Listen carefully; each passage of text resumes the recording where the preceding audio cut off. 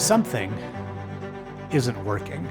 Pretty much every priest, bishop, ministry leader, personnel in a parish, I think would tell you that. How do we get well? Acts 29 has 3 fundamental convictions. The first conviction is that the world is crying. The second is the church is crying. And the third is you and I were born for this time.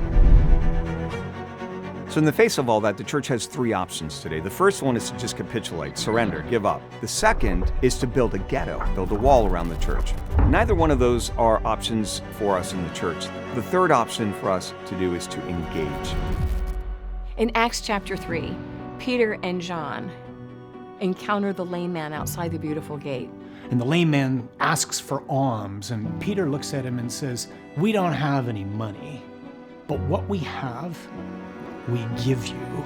Just like Peter and John recognized that they had been given power from God, we too in Acts 29 believe that God has given us something for the church. We believe these 3 essential principles He has given us. The 3 essential principles are reacquiring a biblical worldview. The second is it's not enough to be a staff. And third, we need to restore the initiative to God. Which quite simply means having confidence. And what happens when we regain that confidence? We recapture the drama of discipleship. God was telling us this was going to be much, much bigger than we imagined.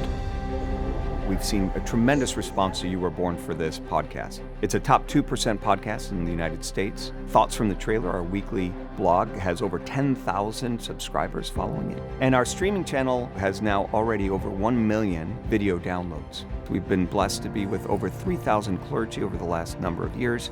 We see over and over again priests being renewed, surrendering their priesthood and their lives anew to Jesus. Those that go on the rescue project, we've seen lives transformed. Exceptional leadership teams go through the immersives. And what they tell us is that their experience on an immersive, they return transformed, more on mission and more as a family on mission. God's work, done God's way, never lacks God's supply. That means we need help. And we need help probably in 3 ways especially. We need people to pray for us. We go hard after the one that Jesus calls the strong man, and that means the strong man comes hard after us. So please pray for us. Second, tell people about us. Watch the Rescue Project. Get exposed to our media. Send it out, because the world's dying for hope and encouragement. And if the Lord moves you to give, we need your help. I cannot charge, I will not charge for something that God gave us. It would be stealing.